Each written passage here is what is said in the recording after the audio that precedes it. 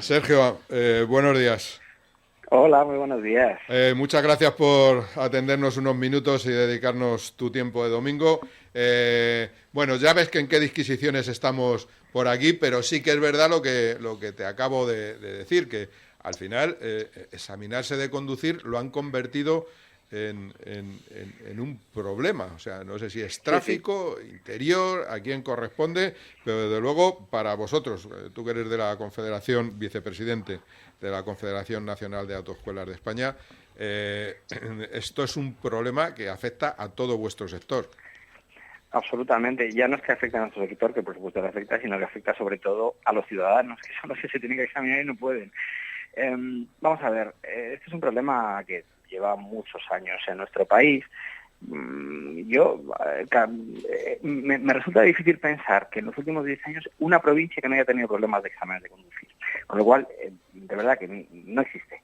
Con lo cual, ¿eso qué significa? Pues que el problema es de base. Es verdad que actualmente en ese momento, hay menos Hey, problemas que había a lo mejor hace 2 o 3 años, probablemente. se nos va la línea. Hola, Ahora, hola. ahora sí, sí, ahora sí. Hola, sí. Sí, decía que me es difícil pensar en alguna provincia en donde en los últimos años, en los últimos 10, 12 años, no haya habido problemas en los exámenes de conducir. Eso es porque el sistema pues no está funcionando adecuadamente. ¿Por qué no está funcionando? Pues porque vamos a base de parches y se intenta, pues sí, poner a través de ahora, por ejemplo, un número de examinadores interinos. Bueno, pues es un parche. Poner horas extras para los examinadores que ya están. Bueno, pues otro parche que ayuda, indiscutiblemente ayuda, y bienvenidos sean las horas extras y los examinadores interinos. Pero la realidad es que en la mayoría de las provincias, como digo, en algún momento en los últimos años hemos tenido problemas de examen. Actualmente, ¿dónde hay más problemas? Pues en provincias como Barcelona, en Gerona, en Guipúzcoa, en algunas de Andalucía. Pero ahora son en estas provincias, dentro de un tiempo serán en otras. La realidad es que el problema está ahí y nosotros lo que queremos es solución para que nuestros alumnos se puedan examinar. Sí, Simplemente eso. dices una cosa bien cuando me corriges en este sentido. El problema es para los ciudadanos, no solo es para vuestro sector. El problema se traslada a todos los que quieren. Por ejemplo, aquí en Madrid sabes que la gente está saliendo pues a otros sitios, al Manido Cuenca o a otras poblaciones por rapidez, por Sí, agilidad. yo tengo el caso en casa, o sea, yo he tenido que ir a Murcia para que mi hijo se examinara del teórico, o sea, porque le daban cita 4 meses después, o sea, es que es una locura. Es lógico que los ciudadanos tengamos que esperar o simplemente tengamos que desplazarnos a otras provincias para poder tener que examinarnos, Pues no, no. sobre todo teniendo en cuenta que es que pagamos tasas. Es lo que importante. No, no lo es, no es lógico, evidentemente no lo es. Es verdad que hay provincias en donde se puede crear una disfunción concreta en un momento determinado, bueno, y es entendible. Por ejemplo, una provincia pequeñita que tiene 3, 4 examinadores, pues si cogen baja 2 porque bueno, pues, ponen enfermos, pues bueno, pues es normal que durante unos días hay un problema. Bueno, eso se puede entender, pero problemas estructurales, como ocurre, ya le digo, en Barcelona, y lo de Madrid ahora lo desconozco, pero pues probablemente también, pero en Barcelona me consta que es así, alumnos que están esperando meses para poder examinarse, eso no es normal. Y efectivamente, como bien dice, es algo que no tiene ningún sentido, porque primero porque el ciudadano tiene que tener un servicio, punto número uno. Y punto número dos, porque es que además el ciudadano paga una tasa, con lo cual eso redunda en beneficio del propio Estado. Cada ciudadano, cada vez que se va a examinar, paga 94 euros aproximadamente. 94 euros y tiene derecho a 2 exámenes con ello. Con lo cual, hombre, el servicio lo paga. Con lo cual, lo menos que podemos tener es un sistema bien dimensionado para poder examinar en condiciones a nuestros ciudadanos. Es lo que nosotros pedimos, insisto, no para las autoescuelas, que también, lógicamente, nosotros somos un sector donde tenemos nuestro negocio y donde ya nos tenemos que pelear bastante para conseguir el cliente como cualquier otro sector, sino que además nos tenemos que pelear también la administración para poderlo examinar. Es que nosotros como sector lo reclamamos, pero sobre todo para los que lo reclamamos es para los ciudadanos, porque son los que no se pueden examinar en condiciones en muchos de los casos. ¿De quién es la culpa? Pues yo no, a mí, ¿de quién se la culpan? De verdad, nosotros lo que queremos es soluciones. Efectivamente, nosotros en DGT nos insisten que son conscientes del problema, que intentan solucionarlo, pero bueno, pues en algunos casos nos dicen que es porque el propio ministerio pues a lo mejor no está muy convencido, y en otras ocasiones nos dicen que es función pública, que es la que tiene que dar el ok a la incorporación de profesionales, pues no lo da, con lo cual al final Está, de verdad, es que los unos por los otros la casa sin barreras. es tremendo, Vivi. Sí, hola, buenos días. Mi nombre es Vivi García, soy un poco el portaestandarte de la seguridad vial aquí en la emisora. Quería comentarte un poco al margen del tema que estamos tratando. A mí me rechina muchísimo, casi me da pena o vergüenza ajena ver esas campañas que estoy viendo en los escaparates de las autoescuelas, que te pone 15 días de teórico, 5 días de práctico, 95% de aprobados a la primera. ¿Qué formación está recibiendo esta gente? ¿Por qué la DGT permite o obliga a las autoescuelas a soltar a los alumnos como si fuesen bolos en una bolera a conducir con esa mínima formación? ¿No sería mejor, porque yo creo que nadie se ha matado aparcando, no sería mejor enseñarles a los alumnos, y aquí seguro que no va para ti la pregunta esta, iría para el responsable de la DGT, aprender a hacer una frenada de emergencia, una frenada con esquiva, en seco, en mojado, en fin, a todas esas cosas que sí pueden salvar una vida, a que experimenten una frenada con ABS y con SP o sin ello, en fin, lo que se hace en las escuelas de formación, en cualquier escuela de conducción segura, ¿no crees? Absolutamente. Nosotros lo que pedimos es una formación obligatoria, lo pedimos desde hace muchísimo tiempo en muchos aspectos. Por ejemplo, luego entraremos en la parte práctica, que es donde quiere ir usted. La parte teórica, fundamental, la sensibilización. Vamos a ver, en España actualmente el sistema de la obtención del permiso es un sistema puramente memorístico. ¿Eso qué significa? Un alumno se empapuza, y perdónme la expresión, 70 test, y estoy seguro, no, es que sé que es así, que aprueban al 90%. No es la manera. La manera es sensibilizar a ese alumno. ¿Por qué? Porque a ese alumno, si tú le preguntas si tiene que ponerse el cinturón de seguridad, te va a decir que sí.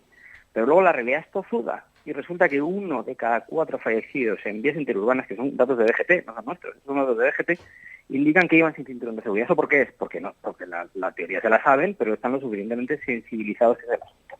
Entonces, para nosotros es fundamental incluir en los exámenes vídeo de percepción del riesgo, que es unos vídeos que han funcionado en otros países, donde el alumno aprende a interpretar los estímulos que va a recibir luego en la circulación, y luego, fundamental, el introducir módulos de concienciación, de sensibilización, que lo que hace es, por un lado, desarrollar capacidades o habilidades para percibir el riesgo con mayor facilidad, y sobre todo concienciar, que es a donde vamos, la necesidad de adoptar comportamientos o conductas respetuosas. Eso respecto a la parte práctica, la teórica. La parte práctica, efectivamente, nosotros pedimos un número de horas determinadas de formación, en donde, sobre todo en vías interurbanas, que es donde luego resulta que es donde ocurren los accidentes y sobre todo las víctimas de esos siniestros viales, se den un número determinado para realizar adelantamientos, no es lo mismo adelantar un vehículo voluminoso de grandes dimensiones que adelantar un turismo, no es lo mismo adelantar un grupo de ciclistas, con lo que ello conlleva, con la distancia que hay que dejar, y eso es algo que es fundamental y necesario que nuestros alumnos lo hagan. ¿Qué ocurre? Que si eso no es obligatorio, la realidad, pues van a decir muchos de los oyentes, y con toda la razón, oiga, pues son las escuelas son las que lo tienen que hacer, obviamente, ya querríamos nosotros, pero el alumno, y es normal, quiere hacer prácticas por el lugar donde le van a pasar en el examen, y punto, y luego ya aprenderemos. Claro, es que lo triste es eso, es que primero te dan el carnet y luego aprendes. El alumno jamás se ha visto en una situación de hacer una frenada de emergencia, ni una frenada con esquiva, ni controlar un sobreviraje, ni controlar un subviraje, absolutamente nada. La administración es culpable de esto, bajo mi punto de vista.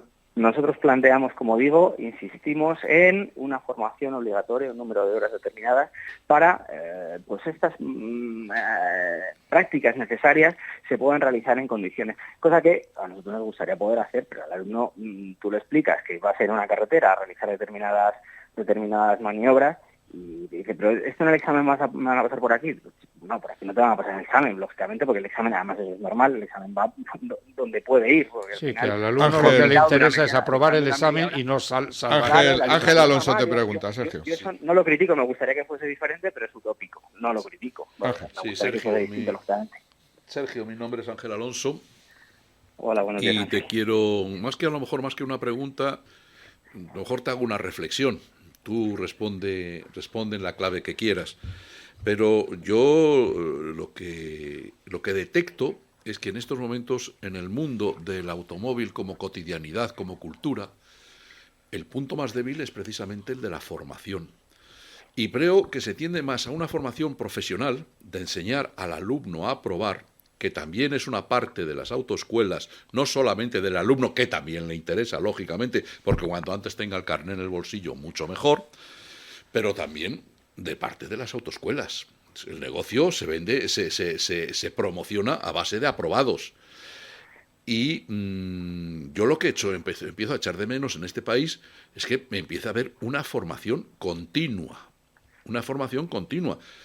Escenarios de formación continua para el conductor. Yo no conduzco hoy lo mismo que hace 30 años. Hay países donde se hace, ¿eh? Y Si no pierdes puntos. Exacto. Entonces yo creo que lo que debíamos tender es a que haya una regulación perfectamente homologada entre las partes concernientes respecto a la formación de los conductores. Eso en estos momentos es un debate, creo, social. Porque, perdóname, 27 millones de coches circulan en España todos los días por las carreteras y por las calles. Eso es una cotidianidad que tiene una fuerza inmensa y que nos compete a todos, Es un debate social, no es un debate corporativo. Absolutamente de acuerdo. Vamos por partes. Efectivamente, nosotros ya querríamos que en nuestras prácticas, como he dicho con el tertulio anterior, pudiésemos hacer una formación más integral. Evidentemente querríamos. Al final estamos limitados por lo que he explicado. Respecto a la formación continua y que los conductores tengan un reciclaje en muchas ocasiones, es algo que venimos pidiendo hace muchísimos años. Yo pongo un ejemplo. Una persona que obtuvo el permiso, una persona de 58, 59 años, por poner ese ejemplo, ¿no? Hace 40 años obtuvo el permiso, 40 años. En 40 años no ha recibido, más allá de las renovaciones del permiso, que es una renovación psicotécnica, como todos nuestros oyentes saben, un pasado psicotécnico y ya está, si estás apto para renovar, ya está. No ha recibido ningún tipo de formación, pero desde hace 40 años hasta ahora, evidentemente, la normativa no es la misma. El funcionamiento de los sistemas HADAS de los vehículos no es el mismo. Los factores de riesgo no son los mismos. Hace 40 años, yo no sé, pues seguramente tenía alcohol, probablemente, en aquellos entonces. Ahora hay otros muchos factores de riesgo. Teléfonos móviles, distracciones y demás. Es necesario que en la renovación del permiso haya una formación. Y es algo, hombre, que honestamente, si cada 10 años que se renueva el permiso, una formación de 6, 8, 10 horas, no me parece que sea algo verdaderamente dramático. Luego nosotros también pedimos otras muchas cuestiones, como por ejemplo la formación esto más orientado hacia el ámbito urbano, la formación de los conductores de vehículos de movilidad personal. Hay muchos conductores de vehículos de movilidad personal que no saben, de patinetes que no saben y por eso tienen que circular. Claro. Algo que además que no es que lo pagamos nosotros, es que lo pide cualquier organismo, desde la Fiscalía de Sala de Seguridad Vial a diferentes informes de Fundación Línea Directa, de Fundación Mafre, que indican que ya no es que sea necesario, sino que los propios usuarios reconocen que no saben muchas de las normas por las que les afecta o les compete. Con lo cual es algo que la sociedad pide a gritos, pero bueno, pues mientras miramos para otro lado, pues nunca hacemos nada, la realidad es esa. A ver, Sergio, no, es un minuto. Un minutito. No, ni un minuto, son segundos. Sí, son segundos. Un minuto. Y te ruego cierta precisión. No, y esto es un añadido simplemente a lo que ha dicho Sergio. Sergio, ten en cuenta que yo aprendí a conducir en un SEAT 600. Hoy los chavales aprenden a conducir en Volkswagen Golf, en coches con unas tecnologías que ni de lejos yo soñaba con tener a la hora de aprender a conducir.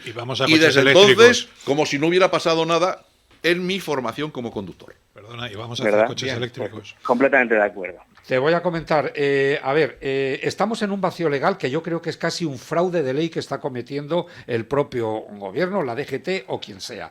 Se está dando el rango de vehículos a esos VMPs que acabas de nombrar, que son patinetes eléctricos, etcétera, etcétera, etcétera, bicis eléctricas, etcétera. Si son vehículos, por supuesto necesitan un carné, una documentación que les permita demostrar que han recibido un curso y saben circular en el tráfico urbano o interurbano. Y además necesitan un seguro y necesitan una matrícula, porque hoy día se mueven en la más pura impunidad, porque el guardia les echa el pare y ellos pasan, le hacen una peineta al guardia y no puede hacer el guardia absolutamente nada. Hay chicos de 16 años conduciendo microcoches por pueblos, por carreteras, por ciudades, y aquí nadie dice nada, ¿vale?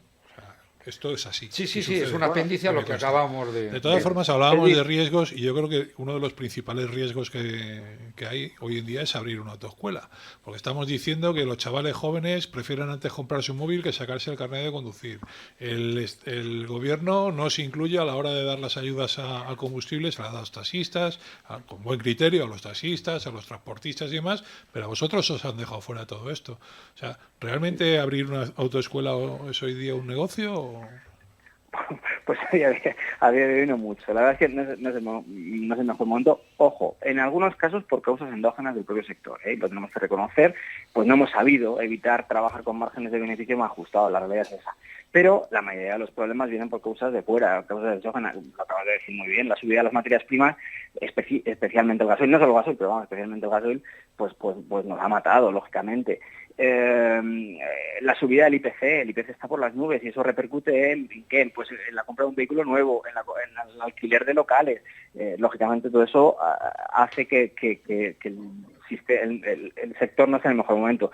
Y luego, como hemos comentado antes, algo que nos mata, la falta de un servicio de exámenes bien dimensionado, hablamos antes de la falta de funcionarios examinadores, la falta también de operadores de información, que son las personas que están dentro de las jefaturas, que también les hacen falta y no conseguimos, o no consigue DGT ese número de personas adecuadas para estar bien dimensionado.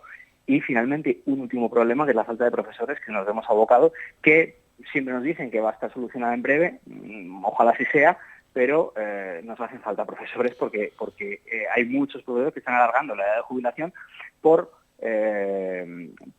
no dejar tirados, así lo digo con toda claridad, para no dejar tirados a las escuelas, porque al final somos negocios pues muy familiares donde bueno pues nos ayudamos nosotros pues para no dejar tiradas las escuelas y los alumnos, pero nos hacen falta profesores. O sea que las perspectivas no son de lo más halagüeñas, la verdad.